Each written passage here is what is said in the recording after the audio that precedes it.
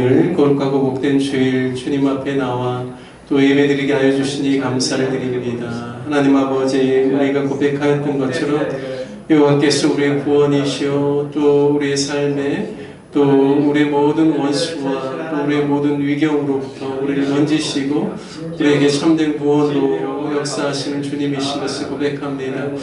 하나님 아버지, 우리 예배 가운데 임하여 주시고 다스려 주시고 우리의 찬송과 우리의 고백을 받아 주옵소서. 우리의 심령 가운데 성령께서 친히 임하여 주셔서 성령의 충만함 가운데 거하게 하여 주시옵소서.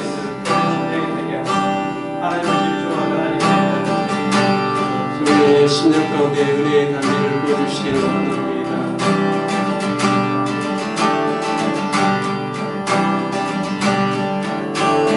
인들의 마른 풀가지 시들은 나의 영혼, 주님의 허락한 성령 간절히 기다리네. 아브라함의 마른 땅에 단비를 내리시듯 성령의 단비를 부어 새 생명 주옵소서. 반가운 빗소리 들려 산천이 춤을 추네. 봄비로 내리는 성령 내게도 주옵소서.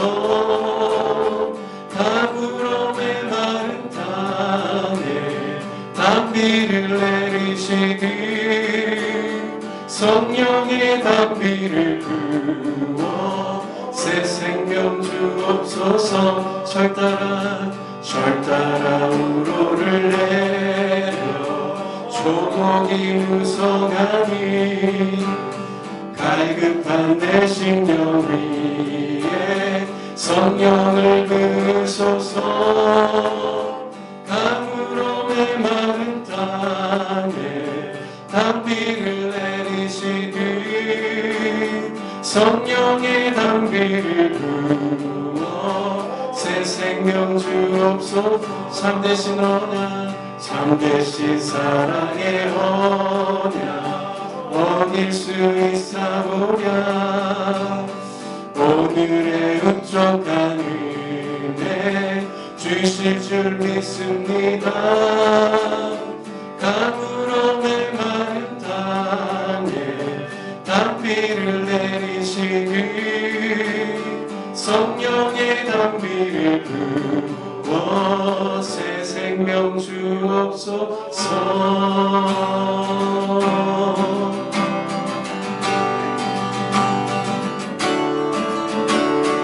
아브라함의 마른 땅에 단비를 내리시듯 성령의 단비를 부어 새 생명 주옵소서. 아브라함의 마른 땅에 단비를 내리시듯 성령의 단비를 부어 새 생명 주. 아브라함의 마른 땅에 아브라함의 마른 땅에 단비를 내리시듯 성령의 단비를 부어 새 생명 주옵소서. 아멘. 주님, 우리의 심령 가운데 우리의 단비를 부어주시길 간절히 원합니다. 주님, 우리의 심령 가운데 임하여 주시옵소서. 주님, 우리의 심령 가운데 다스려 주시옵소서.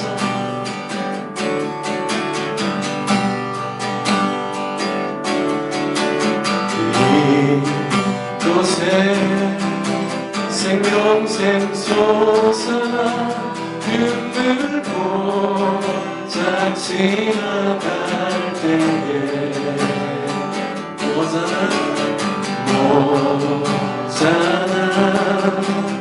열매 맺히고 웃음소리 넘쳐나리라. 다시 한번 고백하겠습니다. 이곳에 생명샘, 이곳에 평생 솟아 눈물도 싹지 나갈 때에 모자나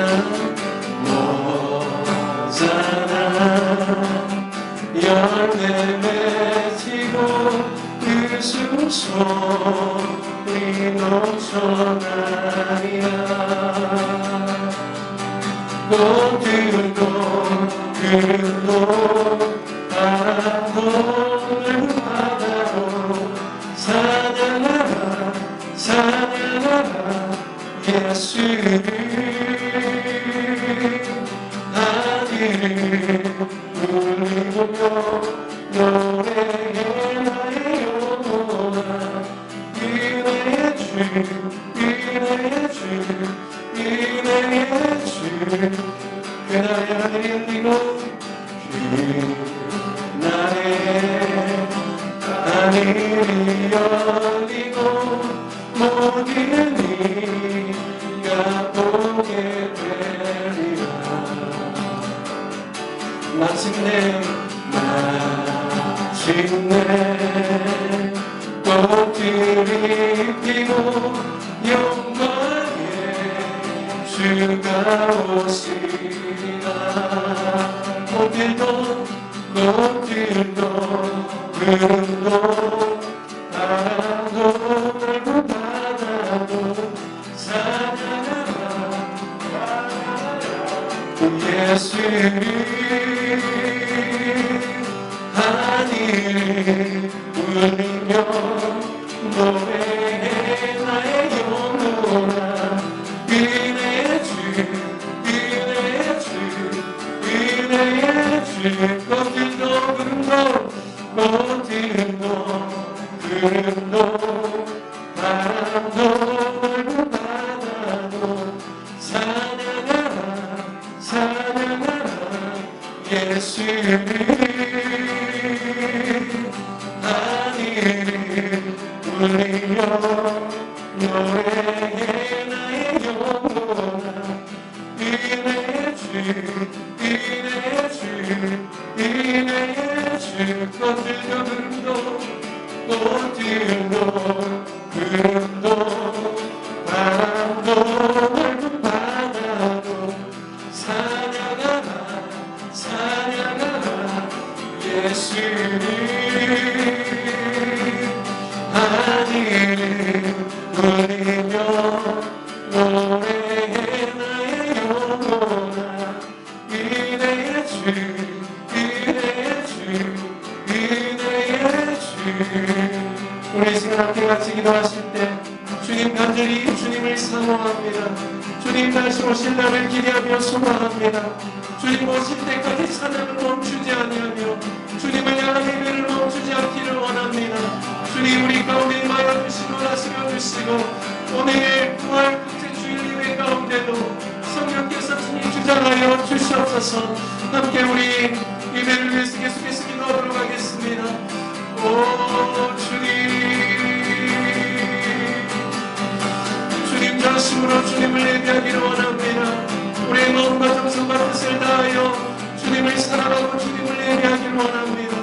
주님 오시는 때까지 찬양을 멈추지 아니하며 주님만을 예배하기를 원합니다. 주님 오늘 주일 예배 가운데 기름 부어주시고 임하여 주시고 다스려 주시고 주님의 행장을 나누는 귀한 시간 될 수 있도록 인도하여 주시옵소서.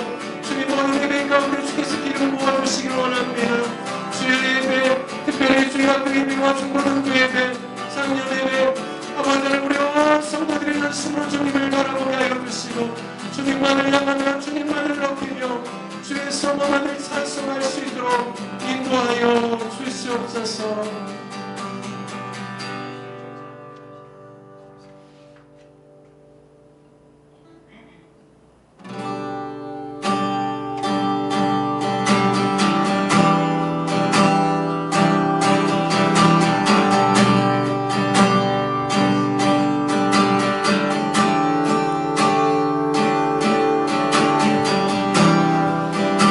모든 상황 속에서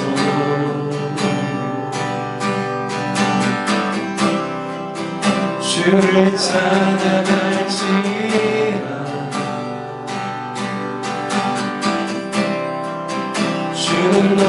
큰 사랑 큰 도움이시라 큰 도움이시라 주의 얼굴 구할 때 주의 얼굴 구할 때 주의 영을 구사 주의 영을 구사 크신 사랑 안에서 크신 사랑 안에서 주를 보게 하소서 주를 보게 하소서 내 영혼이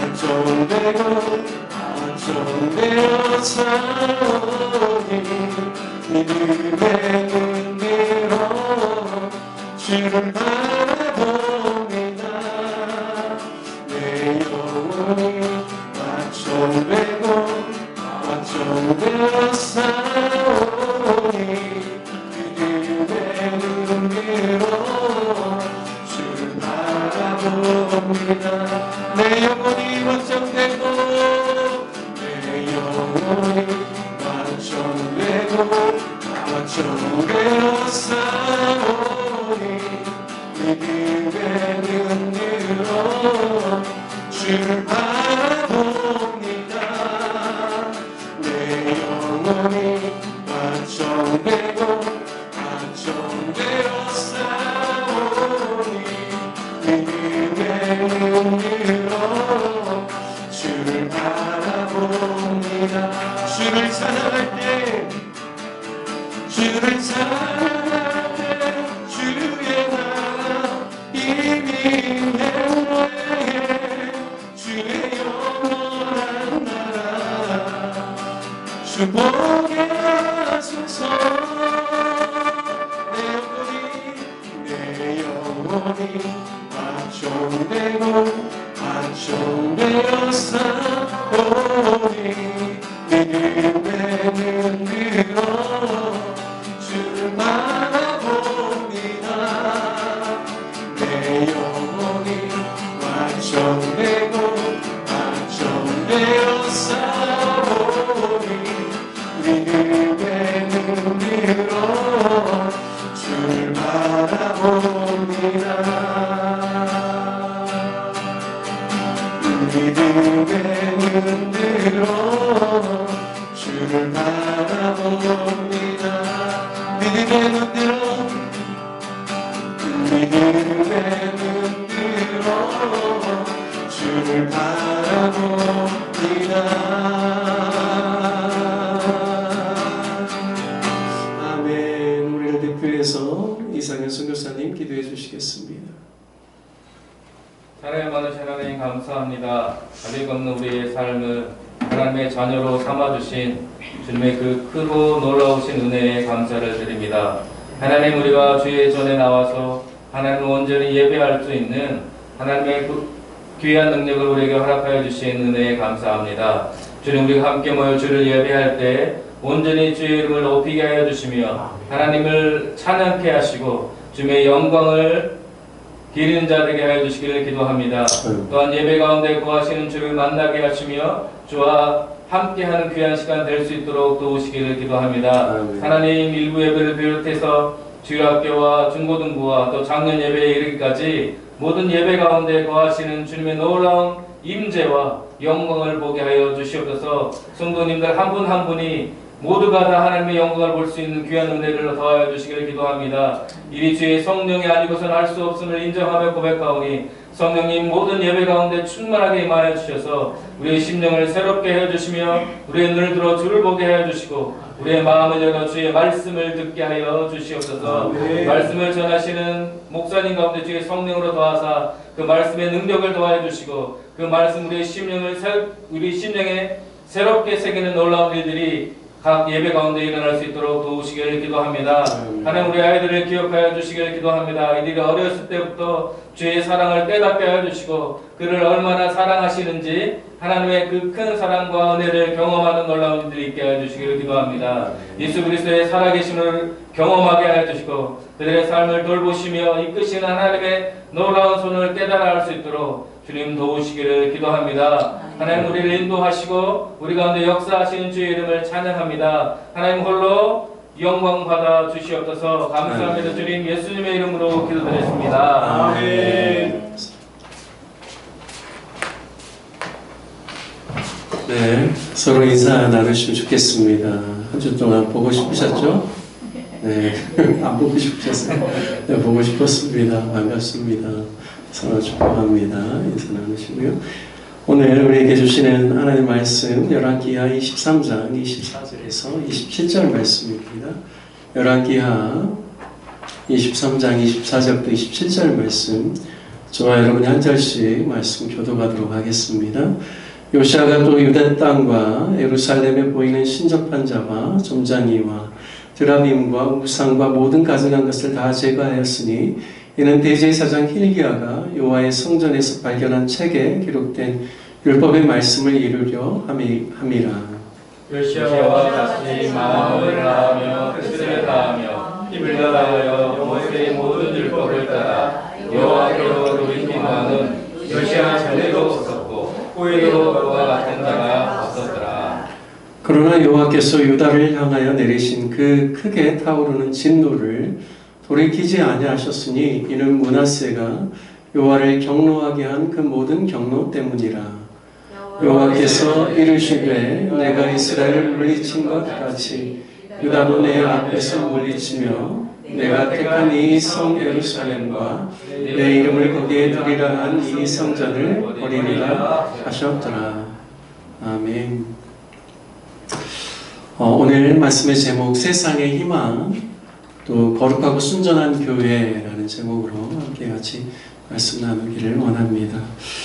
한국 기독교 역사를 보통 이야기할 때 약 한 140년 정도 되었다라고 이야기합니다. 어느 시점을 추산하느냐에 따라서 역사가 좀 달라지긴 하는데요. 이제 우리나라에 와서 선교하시는 선교사님들의 그 본격적인 파송을 받고 들어온 그 연수를 따지면 한 140년 정도 됩니다. 하지만 우리나라에 성경을 건네주려고 왔던 토마스 선교사님이 죽으신 해를 기점으로 하면 지금 한 160년 정도 되었습니다. 그러니까 일반적으로 뭐 140년에서 160년 되는 기독교 역사라고 하지만 우리나라의 주로 3대 종교를 이야기하면 기천불 이렇게 이야기하거든요. 기독교, 천주교, 불교 이렇게 이야기를 합니다. 그런데 우리가 이제 근래 교회가 많이 좀 정체기에 빠져 있기 때문에 한국 안에 있는 그리스도인의 수가 상당히 줄었다라고 많이 생각을 하는데요. 2024년도에 그 조사된 통계에 보니까 우리나라 국민의 10사람 중에 5사람은 무정교라고 합니다.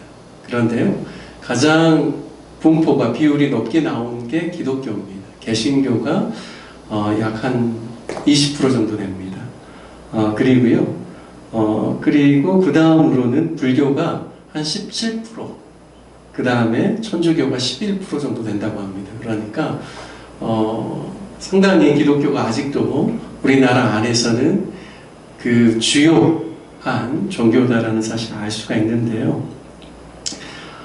기독교 역사에서 한국 기독교가 짧은 역사에서 굉장히 많이 발전했는데 한국에 불교가 들어온 지는 한 1800여 년 정도 되었습니다.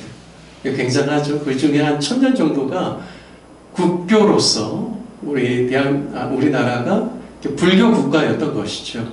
그런데 놀랍게도 이제 천주교는 한 240여 년 전에 한국에 들어와서 이제 천주교가 뿌리를 내렸고 기독교는 약 한 140년 전에 이 땅에 들어와서 급속하게 성장을 했다라는 사실을 우리가 알 수가 있습니다.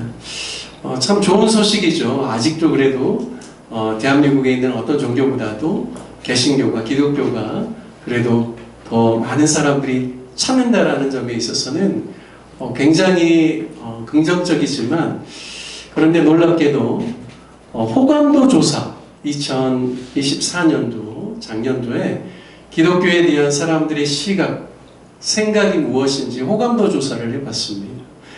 한국 리서치 정기조사 여론 속의 여론에서요, 2020년부터 24년까지 우리나라 주요 종교의 호감도 반응을 조사했는데요, 전체 응답자 1000명으로부터 받은 호감도 점수가 공개가 됐어요.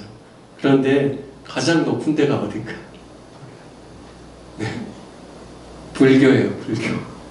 불교가 51.3점. 그러니까 1000명이 이제 내가 종교에 대해서 나름대로 점수를 주잖아요. 근데 그 점수 중에 가장 높은 점수를 획득한 데가 불교인데 51점 정도 받은 거예요. 그 다음은요, 천주교입니다. 천주교가 48.6점. 그러니까 거의 불교와 천주교에 대한 호감도가 비슷하다고 볼 수 있죠. 기독교는 얼마나 받았을까요? 개신교 기독교는 35.6점입니다. 그러니까 상당히 차이가 많이 나죠. 그러니까 현재 우리 대한민국에서 너 교회 다니니? 라고 물어보면 10명 중에 2명은 교회 다닌다 또는 예수님 믿는다라고 대답한다라는 거예요. 그런데 대사회적인 인식은 모든 종교 기천불 중에서 제일 안 좋은 데가 어디냐면 기독교라는 것이죠. 그러면 앞으로가 문제죠. 앞으로가 어떻게 되겠습니까? 전도가 그만큼 어려울 수밖에 없다라는 거죠. 왜냐하면 기독교에 대한 부정적인 인식을 가지고 있는 사람들이 많이 살기 때문에 우리가 전도를 하려고 할지라도 사람들의 마음을 열기가 쉽지 않다라는 겁니다. 사도행전 2장 44절에서 47절 보면 초대 기독교 교회 공동체의 모습이 나옵니다. 믿는 사람이 다 함께 있어 모든 물건을 서로 통용하고 또 재산과 소유를 팔아 각 사람의 필요를 따라 나누어 주며 날마다 마음을 같이하여 성전에 모이기를 힘쓰고 집에서 떡을 떼며 기쁨과 순전한 마음으로 음식을 먹고 하나님을 찬미하며 또 온 백성에게 칭송을 받으니 주께서 구원받는 사람을 날마다 더하게 하십니다.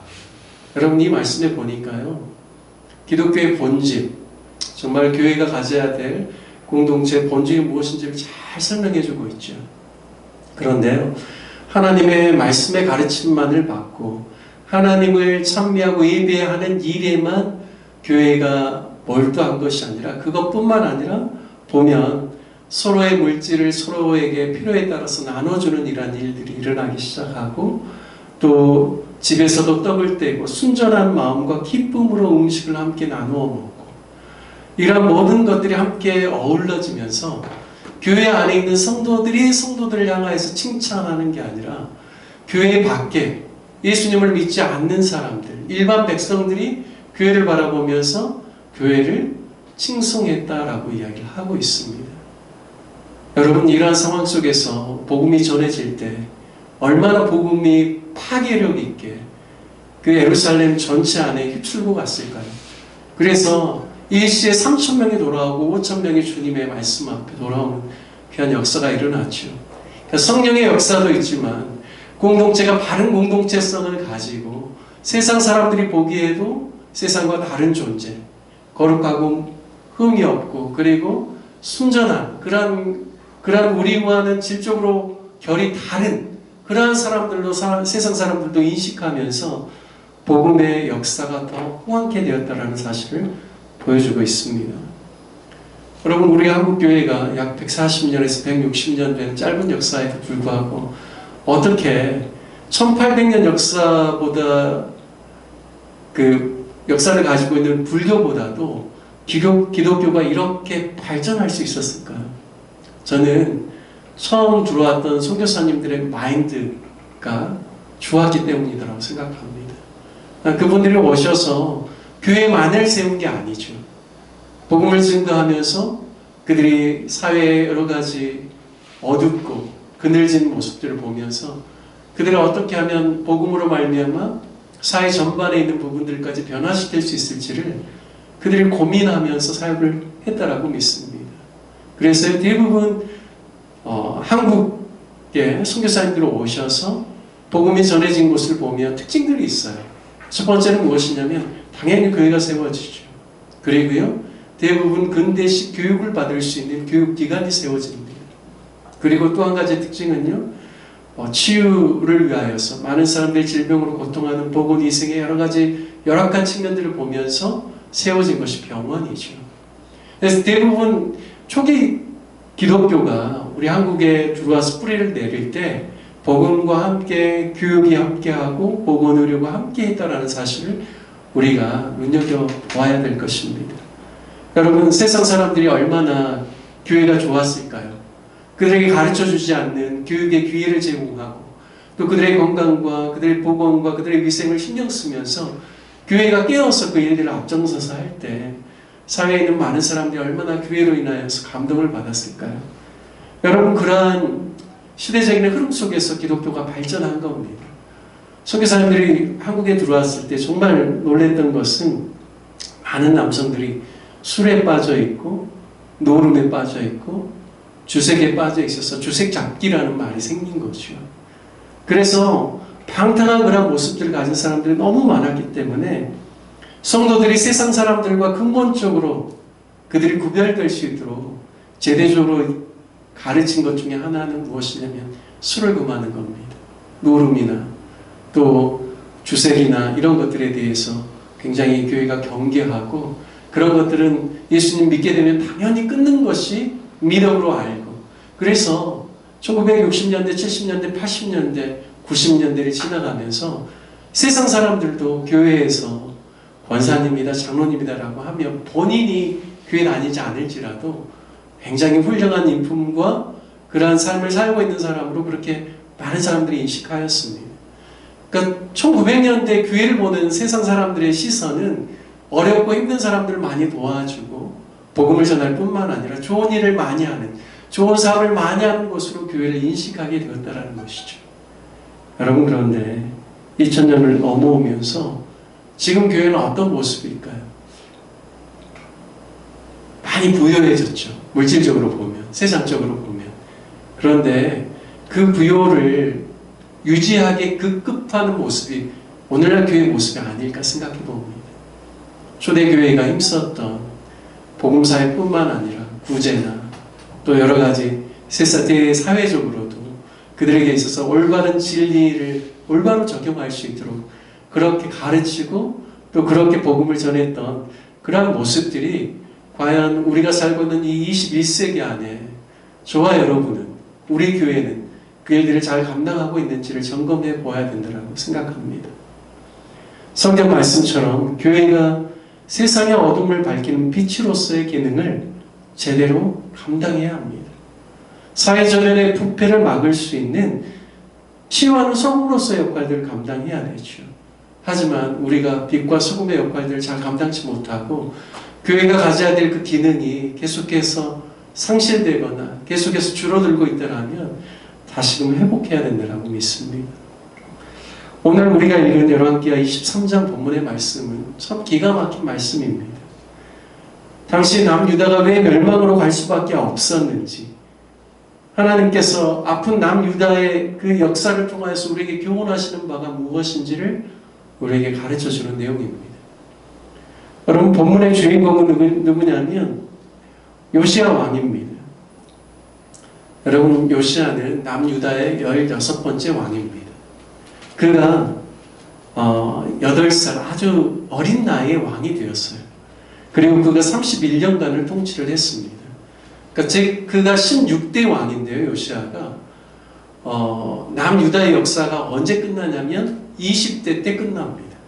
그러니까 본인이 16대지만 그 후로도요, 17대 요야스, 18대 요야김, 19대 요야김, 20대 시드기야가 이어지고 있습니다. 그런데 자신이 다스리는 31년의 통치 기간보다도요, 17대부터 20대까지의 통치 기간을 다 합할지라도 자신이 다스리는 시기보다 짧아요.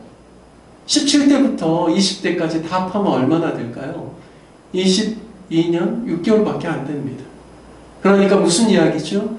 요시야 왕 때 종교개혁을 하려고 그렇게 일을 썼지만 하나님의 진노의 불을 꺼뜨릴 수 없었고 이스라엘 백성들, 남유다의 백성의 타락상을 멈출 수 없는 지경에 이르렀다는 사실을 보여주고 있습니다. 그래서요, 급속하게 하나님께서 요시아를 생각해서 요시아 때 하나님께서 남유다의 진노의 불을 내리시지 않지만 결국에는 요시아가 죽고 난 이후에 급격하게 유다가 쇠퇴하고 몰락하면서 결국에는 바벨론 제국에 의하여서 요시아가 죽은 지 22년 6개월 만에 남유다의 역사가 끝났다라는 겁니다.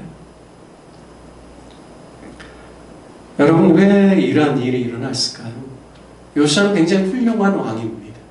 그가 8살에 왕이 올랐는데요.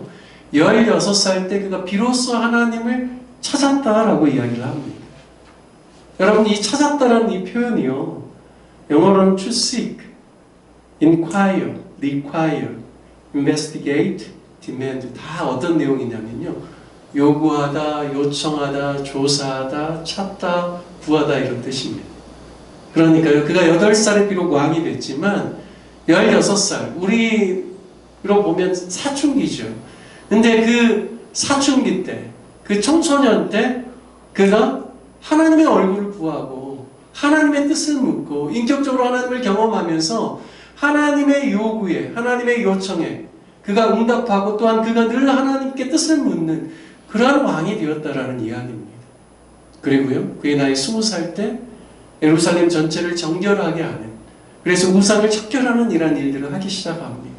그리고 그 나이 26세가 되었을 때는요, 성전을 수리하면서 또 헌금교회에서 발견한 그 율법의 말씀을 그가 사반을 통하여서 그 말씀을 들으면서 그가 가슴을 찢고 통회하고 회개하는 일이 발생합니다. 왜냐하면 그 하나님의 율법의 말씀을 들어보니, 야, 우리 남유다 멸망하겠구나, 우리가 행한 일들을 보니까 멸망할 수밖에 없겠구나 라는 그런 마음 가운데서 그가 하나님의 율법의 말씀을 들으면서 통회하고 자복합니다. 하나님께서 선지자를 통하여서 말씀하시죠. 하지만 하나님께서 돌이키시지 않겠다라고 하시고, 그리고 네가 있을 때는, 네가 다스리는 동안에는 그러한 일이 일어나지 않겠지만 이제 후대에 하나님께서 예루살렘을 마치 그릇을 씻어서 엎어 놓는 것처럼 내가 예루살렘을 그렇게 하겠다라고 말씀하십니다. 여러분, 왜 그럴까요? 이스라엘의 남유다의 역사 가운데서 계속해서 종교개혁은 일어났습니다. 주로 종교개혁에 어떻게 보면 열심을 내었던 왕 중심으로 제가 남유다의 왕들에 대한 이야기들을 설교를 통해서 하였습니다. 아사 왕도 그렇고요, 요사밧 왕도 그렇고요, 또한 요아스 왕도 그렇고요, 그리고 히스기야 왕도 그렇고요, 그리고 마지막 요시아까지 그렇게 이어지는 것이죠. 그런 계속적인 종교개혁, 회복운동이 있었음에도 불구하고 그들이 왜 바벨론에 의해서 멸망을 당해야만 할까요? 여러분, 그것은 오늘 우리가 본문으로 삼았던 말씀을 통하여서 우리가 알 수가 있습니다. 여러분, 오늘 본문의 말씀을 제가 다시 한번 읽어보면요, 요시아가 또 유다 땅과 예루살렘에 보이는 신접한 자와 점장이와 드라빔과 우상과 모든 가증한 것을 다 제거하였으니 이는 대제사장 hil기야가 여호와의 성전에서 발견한 책에 기록된 율법의 말씀을 이루려 함이라. 요시아와 같이 마음을 다하며 뜻을 다하며 힘을 다하여 모세의 모든 율법을 따라 여호와께로 돌이킨 왕은 요시아 전에도 없었고 후에도 그와 같은 자가 없었더라.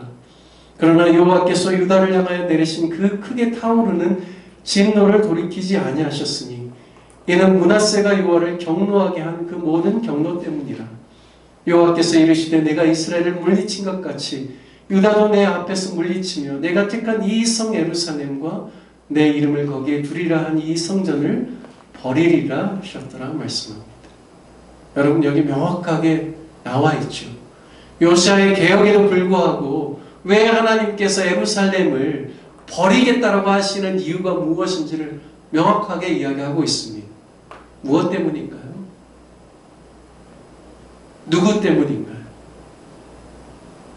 보면 26절에 보니까요, 므낫세가 여호와를 경노하게 한 그 모든 경노 때문이다라고 말씀하고 있습니다. 므낫세 왕 14대입니다. 요아스의 앞 왕입니다. 므낫세가 55년을 다스렸어요. 그리고 그의 아들 아몬이 2년 다스리고 그 다음에 손자가 되는 요시아가 31년 다스렸죠. 여러분, 그런데 므낫세가 뭘 했길래 하나님께서 그 진노의 불을 꺼뜨리지 않겠다라고 하시는 걸까? 여러분, 남유다의 역대 왕들 중에 가장 오랜 기간 통치한 사람이 누구냐면 므낫세입니다. 므낫세는요, 그의 아버지 히스기야로부터 좋은 신앙을 물려받을 수 있는 조건이 다 돼 있어요. 그럼에도 불구하고 므낫세는 그의 아버지가 갔던 길로 가지 않았어요. 히스기야는 굉장히 하나님 앞에서 선한 왕이며 종교개혁에 능한 사람입니다. 제가 이렇게 잠시 좀 므낫세와 히스기야의 그 관계를 좀 생각해 보면요.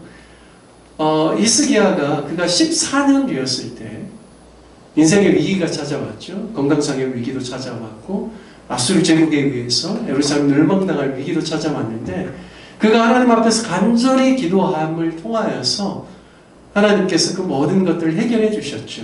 그래서 그가 15년을 연장을 받습니다. 자기의 질병도 치유되고. 자, 그리고요, 15년 연장받은 상황 속에서 여러분 그 마음이 그전과 좀 달라져요. 히스기야. 그래서요, 그의 마음이 교만하게 되고 그가 가지고 있는 부와 영광을 자랑하게 됩니다. 그 생명이 15년 연장되고 난 다음에 2년, 3년 있다가 누가 태어나냐면 므낫세가 태어나죠.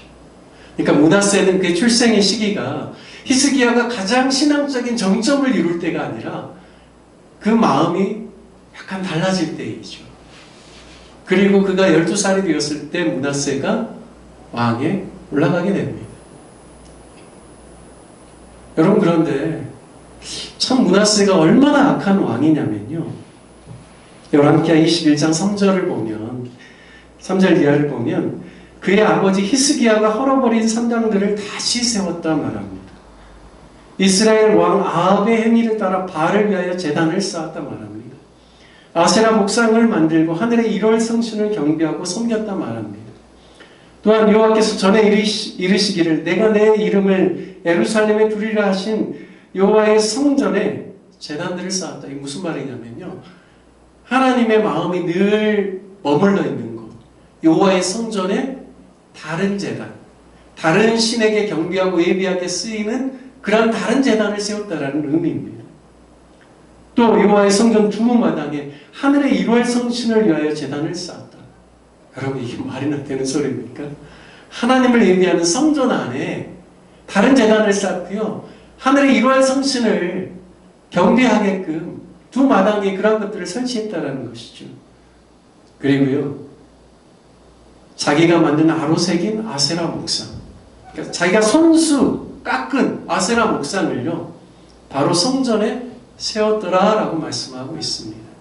그리고 그 당시에 상황이 얼마나 혼탁했는지 자기 아들들을 불 가운데로 지나가게 하며 하나님께서 이스라엘 백성들에게 금하신 내용이거든요. 이방과 같이 이방 신에게 자기의 자녀를 불 가운데 들이는 것 같이 그런 일들을 하지 말라고 하셨습니다. 정치며 사수를 행하며 신접한 자와 박수를 신임하여 여호와께서 보시기에 악을 많이 행하고 그 진노를 격발시켰다 말씀합니다. 여러분, 저는 말씀을 준비하면서 그런 생각들을 해봐요. 최후의 보루가 어디인가? 누구인가? 하나님께서 마지막까지 소망을 꺼뜨리지 아니하시고 쓰려고 하시는 사람이 누구인가? 그것은 어떤 사람이냐면 하나님을 올바로 예비하는 예배자입니다. 여러분, 하나님을 경외하는 한 사람은 있어도요, 하나님께서는 그 성을 멸하지 아니하시고 그를 통하여서 백성들을 깨우치고 돌이키겠다라고 하시는 분이 하나님이십니다. 여러분, 그런데요, 하나님을 예비하는 성전이, 하나님을 온전히 예비하는 그곳이 이와 같이 혼합주의로 여러 잡다한 다른 신들로 말미암아 교회가 교회되지 못하고 하나님의 성전이 성전으로서의 기능을 감당하지 못할 때 더 이상 하나님께서 쓰실 수가 없는 것이죠. 아무리 솔로몬을 통해서 아름답게 지은 성전이라고 할지라도요, 더 이상 성전의 기능을 감당할 수 없는 것입니다. 그렇기 때문에 어떻게 합니까? 결국에는 바벨론에게 맡기는 것이죠. 그래서 예루살렘 성이 불타게 되고 성전이 다 회파되어서 더 이상 그곳에서 예배할 수 없게 되는 것입니다. 여러분, 이와 같은 일들이 예수님 살아계실 때도 있었죠. 예루살렘 성전, 그것은 헤롯이 지은 헤롯 성전이었습니다. 예수님이 이렇게 활동하실 때요. 예수님께서 성전에 올라가시면 뭘 하셨죠? 성전을 청결케 하셨습니다. 성전이 마치 장사판이 된 거예요. 수많은 사람들이 거기서 돈을 환전을 하고 매매하고, 뿐만 아니라요, 많은 제사장들은 성전이 자신들의 권력을 유지하는 중요한 수단이 되어버렸습니다. 예수님께서 그런 말씀하셨죠. 돌 위에 돌 하나도 남기지 아니하고 이곳이 다 멸망될 것이다 말씀하셨습니다. 여러분, 그리고 정말로 AD 70년에 티투스 장군, 로마 장군이 왔어요. 정말 예루살렘을 완전히 다 쓸어버렸습니다. 성전이 돌 위에 돌 하나 남지 아니하고 완전히 망가지게 된 것이죠. 여러분, 그 대신 예수님께서는 어떻게 하셨습니까? 친히 자신의 몸으로 성전을 세우시겠다. 내가 3일 만에 성전을 일으키겠다라고 약속해 주셨죠. 그리고 실질적으로 예수님께서는 그 성전을 어디에 두셨습니까? 예수 그리스도를 따르는 성도들의 심령 가운데 세우고, 또한 주님을 머리로 알고 주님의 몸으로서의 기능을 감당하고자 하는 교회 가운데 성전을 일으키셨죠. 여러분, 저는 이 요시야 왕의 종교개혁과 므낫세 왕의 폐역함, 그리고 우리가 살고 있는 이 시대 가운데 우리가 어떤 교회가 돼야 될 것인가, 다시 한번 고민해보는 시간들을 가져야 된다고 믿습니다. 과연 우리는 성전으로서의 기능을 제대로 감당하고 있는가?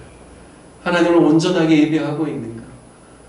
그 므낫세가 행했던 악행들, 성전 안에 수많은 잡신들을 섬기게끔 혼합주의 가운데 빠지게 했던 그의 악한 그러한 모습들이 혹시나 우리 교회 안에 스물스물 들어오고 있지는 않는지, 우리가 살고 있는 이 시대 가운데 교회가 올바른 예배를 드리고 있고, 그리고 교회가 교회로서의 올바른 기능을 감당하고 있는지 우리 자신을 점검해야 된다고 믿습니다.